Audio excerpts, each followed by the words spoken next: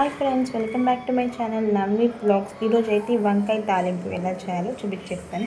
ముందుగా అయితే వంకాయలు ఇలా కడిగి పెట్టుకోవాలండి. తర్వాత కొన్ని ఆనియన్స్ 3 ఆనియన్స్ అయితే తీసుకొని ఇలా మొత్తం కట్ చేసి పెట్టుకున్నాను. అలాగే కరివేపాకు కూడా వాటర్లో వాష్ చేసి మొత్తం ఆనియన్స్ అండ్ కరివేపాకు ఇలా ప్లేట్లో తీసి పెట్టుకున్నానండి. తర్వాత వంకాయలన్నీ 1 by 1 ఇలా మొత్తం వంకాయలు ఇలా కట్ చేసి పెట్టుకొని ఒక కడాయిలో వాటర్ తీసుకొని అందులో కొంచెం ఉప్పు వేసి వాటర్ పోసి కట్ చేసిన వంకాయలన్నీ ఆ వాటర్లో వేసుకొని పెట్టుకోండి, లేకపోతే వంకాయలు అనేవి కర్రీ ఎక్కుతాయి. సో ఇలా పెట్టుకున్న తర్వాత స్టవ్ ఆన్ చేసి ప్యాన్ పెట్టి ముందుగా మనం కట్ చేసి పెట్టుకున్న ఆనియన్స్ అండ్ అలాగే కరివేపాకు ఇవన్నీ వేసి బాగా నూనెలోనే చాలాసేపు మగ్గనివ్వాలండి.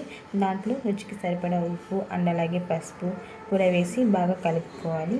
ఇలా మొత్తం కలుపుకున్న తర్వాత కొద్దిసేపు నూనె మూత క్లోజ్ చేసి పెట్టుకోవాలి. ఈ లోపల మనం వంకాయలని బాగా వాష్ చేసుకొని వాటర్ అంతా తీసేసి వాటర్ మొత్తం ఫిల్టర్ చేసి ఓన్లీ వంకాయలు మాత్రమే మొత్తం అలా గిన్నెలో వేసుకోవాలండి. వాటర్ అంతా ఫిల్టర్ చేసి అలా అన్ని వంకాయలు వేసుకున్నాను. అలాగే కొద్దిగా అల్లం పేస్ట్ కూడా వేసుకోవాలి.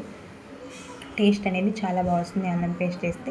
మొత్తం వేసుకున్న తర్వాత ఈ విధంగా వంకాయలు పసుపు ఉప్పు అన్ని కారం కలిసేలాగా ఈ విధంగా వంకాయల్ని బాగా కలుపుకొని కొద్దిసేపు మూత పెట్టుకోవాలి. కాసేపు తర్వాత చూస్తే ఇది ఇలా కొంచెం గోల్డెన్ కలర్లో వస్తుందండి. చూసారు కదా, ఇలా చూస్తున్నారు కదా, ఈ కలర్లో అయితే వస్తుంది. దాని తర్వాత మళ్ళీ అందులో కొంచెంగా కొత్తిమీర వేసుకొని మళ్ళీ కొద్దిసేపు మూత పెట్టి మగ్గనిస్తే అంతే అండి, వేడి వేడి వంకాయ ఫ్రై అయితే రెడీ.